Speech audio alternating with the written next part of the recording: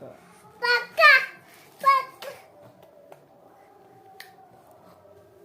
মারছিস কেন আমাকে?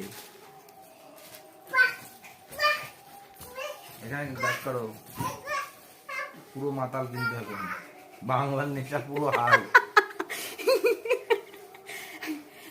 হাই বাংলা খেয়েছে।